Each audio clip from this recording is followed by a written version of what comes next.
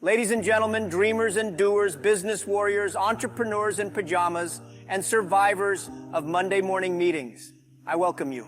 Today, I want to share with you one principle, just one, that transformed my life, shaped my mindset, built Alibaba, and frankly, confused the living daylights out of many investors, especially in the early days when we had more ambition than assets and more questions than capital. This principle may sound simple, but it holds more power than all the buzzwords on LinkedIn combined. The principle is this: give more than you receive. Now, before you roll your eyes and say, Jack, that's not good business advice, let me stop you right there. I know. It doesn't sound like something you'd hear in an MBA class. It doesn't sound like a line from Warren Buffett. It may not even sound logical at first. Why? Because we live in a world where people are obsessed with ROI, return on investment. But today, I'm going to introduce you to a more powerful concept, ROI, return on impact. Yes, I became a billionaire. Yes, I led a company that changed global commerce. But here's the truth. None of that happened before I gave. I made my billions after I gave more than I received. I gave my time when I had no money. I gave my energy when I had no office. I gave people hope when I didn't even have electricity at times. And somehow giving created momentum. Giving attracted people. Giving built trust. So if you're serious about success, influence, fulfillment, or just sleeping well at night, then listen closely. Because once you understand how powerful this idea is, you'll never look at success the same way again. Let's begin. Let me take you back to 1980s Hangzhou. I was a skinny, hopeful young man who loved English more than rice. I volunteered every morning to guide tourists around the city just to practice my English.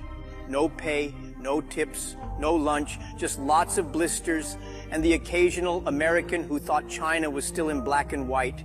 One day, a tourist asked me, Jack, why are you doing this for free? I said, because one day someone will give me something money cannot buy, opportunity. He laughed. I was hungry, but guess what? 10 years later, that same man helped connect me to opportunities in the West when I started my first online venture. So yes, I gave more than I received at first, but I gained something far greater in return. Lesson number 1. What you give may leave your hand, but it never leaves your life. When I started Alibaba in my apartment with 17 people, we were broke, tired, and only had 3 working computers. One of them kept showing the blue screen of death. Investors laughed at us. You don't even have profit, they said. I replied, we don't even have lunch, forget profit. But we had a vision, help small businesses. We were not trying to take, we were trying to give. One day, a young entrepreneur came to me and said, Jack, I want to be rich like you. What's the shortcut? I said, shortcut? The only shortcut I know is to serve others fast and well. He looked confused.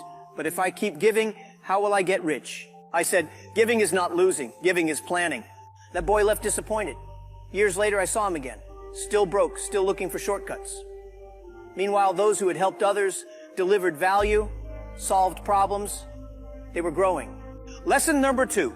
If you want to be successful, stop counting your earnings and start counting your impact. You know, Chinese mothers are the best entrepreneurs. My mother used to make dumplings for 10 people when only 4 were at home. I asked her why. She said, because someone always comes hungry. One day, the neighbor's son visited.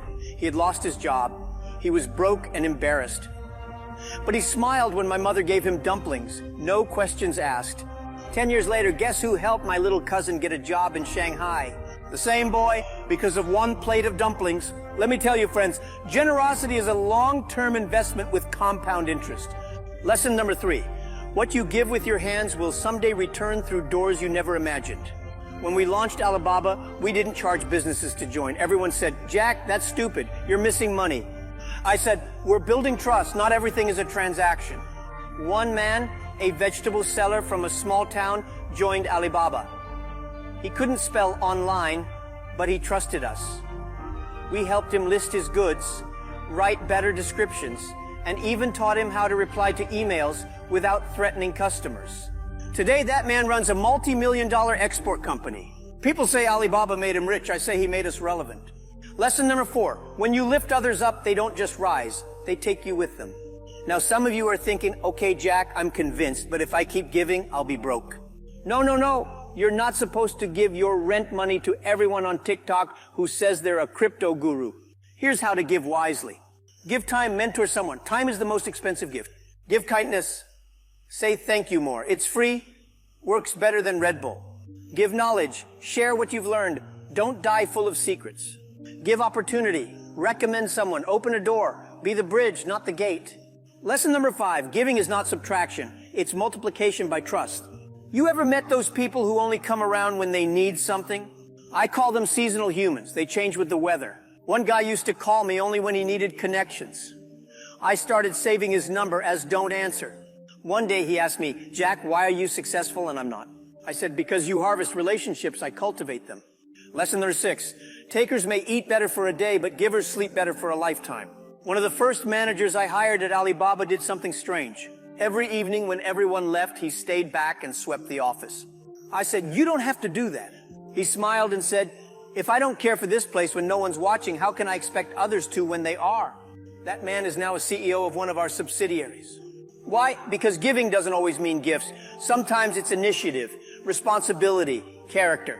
Lesson number 7, give your best effort even when no one's clapping. Giving is not something you do once a year at some fancy charity gala, wearing an uncomfortable tuxedo, pretending to enjoy cold chicken breast with a side of confusion. No, giving is not an event. It's a lifestyle. It's not reserved for billionaires or people with foundations named after their dog. It's a mindset, a daily decision, a habit of the heart. You don't need to own a Fortune 500 company to be generous. You don't need a press release every time you help someone cross the street. Giving is not always grand or glamorous. Sometimes it's as simple as saying thank you like you actually mean it. Or smiling at the overworked barista who just spelled your name yak. Give compliments, real ones, not just nice shirt when you mean what were you thinking. Give second chances to others and to yourself. Give encouragement because you never know who's fighting a battle behind their smile. Give credit especially when it's someone else's win. And above all, give forgiveness, not just to those who hurt you, but especially to the person in the mirror. I remember when I failed my first business, it hurt. I cried like a baby who just dropped his only lollipop.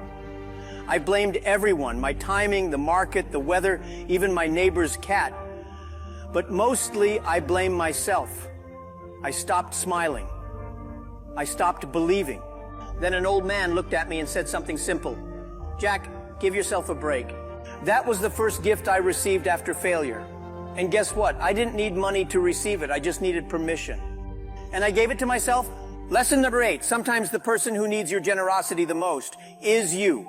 Now I know what some of you are thinking. Jack, I love this whole giving thing. It sounds beautiful, very poetic, but come on, let's be real. What if people take advantage of me? The classic fear. You open your hand and someone tries to grab your arm. You give someone your time and they take your piece. You offer help and they start treating you like their personal ATM. I get it. I've been there. I've had people who I helped start their businesses only to turn around and act like I owed them my next billion. Some didn't even say thank you. One guy literally said, Jack, I made you. I said, really? Then please go ahead and make another one. Here's the truth. Yes, some people will take advantage of your kindness.